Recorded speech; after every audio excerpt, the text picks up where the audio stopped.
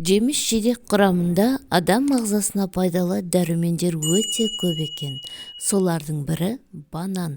Бананның адам ағзасына 22 түрлі пайдасы бар екен. Банан экзотикалық жеміс. Оны ұнатпайтын адам жоқ шығар. Дәмі уыздай, асқазанды тоқ қылып тұрады. Бананның құрамында минералды заттар өте көп. Олар фосфор, магний, калий, кальций, натрий. Сонымен қатар А, В, С, Е дәрумендері кездеседі. Ертеде банан жемісін ертегі әлемінің жемісі деп атаған екен. Себебі дәм татсаң қарның тояды, әрі денсаулыққа пайдалы. Сондай-ақ шайқас ұрыстарда жараланған сарбаздар банан қабығын басып, жарақаттарын емдеген екен. Ескіде Италияда әнші әртістер тамақтары ауырмас үшін банан қабығын қайнатып ішкен екен. Еуропа елдерінің мектептерінде оқушыларға таңертеңгі және түскі ас кезінде банан береді. Себебі банан баланың ойлау қабілетіне жақсы әсер етеді.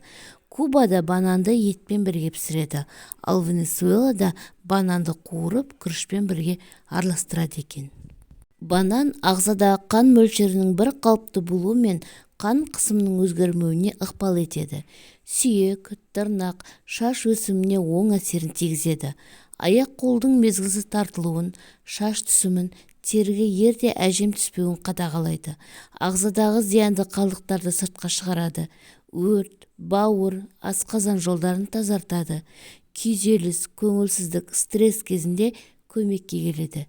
Көңіл-күй гормонының пайда болуына септігін тигізеді екен. Бананды аяғы ауыр және жас табиғи бар келіншектер, қарт кісілер, кішкентай бөбектер пайдаланғаны жөн. Сондай-ақ кез келген жанның күнделікті ас мәзірінде 1-2 тал банан болғаны абзал. Банан операциядан кейін, ауыр физикалық жаттығулардан кейін өте пайдалы. Ол ағзаны қалыпқа келтіруге мол үлесін қосады. Сонымен қатар бананды шаршаған я ашуланған кезде емтихан сынақ алдында пайдаланған дұрыс екен. Сонымен қатар банан депрессиямен күресуде үлкен зор үлесі бар екен. Оның құрамында триптофан заты бар. Бұл триптофаннан қуаныш гормоны серотонин синтезделеді. Сондықтан бір банан жеп көңіл күйді айтарлықтай жақсартуға болады екен. Банан әлемдегі аллергия тудырмайтын жалғыз ғана жеміс. Тіпті жас нәрестелер де бананнан ешқандай гиперсезімталдық, яғни аллергия көріністерін бермейді. Сүйектерді қатайтады. Банан арқасында ағзадағы кальций жиналып тұрады. Қалыпты жағдайда ағзадан кальций сынды пайдалы минералдар зәрмен сыртқа шығып кетіп отырады.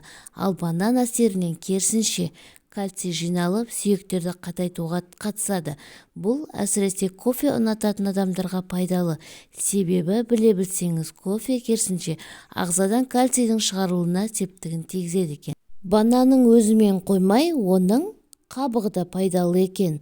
Қабығынан мысалға күмісті тазалауға болады. Яғни бананның қабығы өңі кетіп қалған күміс заттарды қалпына келтіреді екен. Ол үшін қабықты блендерде тіс пастасы ұқсағанға дейін су қосып еземіз.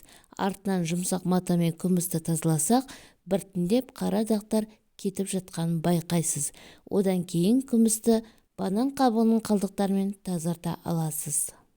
Бананның пайдасы көп болғандықтан, оның кейбір адамдарға зияны да бар екен. Жалпы банан зиянды жеміс емес, бірақ кейбір ауруы бар адамдарға, науқастарға жеуге болмайды. Банан көп жейтіндердің басы ауырып, ұйқы басуы мүмкін. Сондықтан бананды нормамен жеген жөн. Бүйрегі ауыратын адамдарға да банан жеуге болмайды. Өйткені банан ағзадағы суды сыртқа шығарып жіберетін жеміс, ал бүйрекке ағзада судың жеткілікті болғаны қажет. Сонымен қатар асқазан ауыратын адамдарға да болмайды. Өйткені банан асқазанда ұзақ қорытылатын жеміс. Ас қорытуы бұзылған жағдайда бананды қорыту қиын болып қалады. Одан бөлек банан қыжылды көтеруі мүмкін. Салмағы көп адамдарға да бананды аздап жеген дұрыс. Бананның калориясы көп. Онсыз да толық адамның одан әрі толуына себепші болуы мүмкін. ақпарат пайдалы болса керек екен арнасына тіркеліп лайк басып пікір қалдыруды ұмытпаңыз.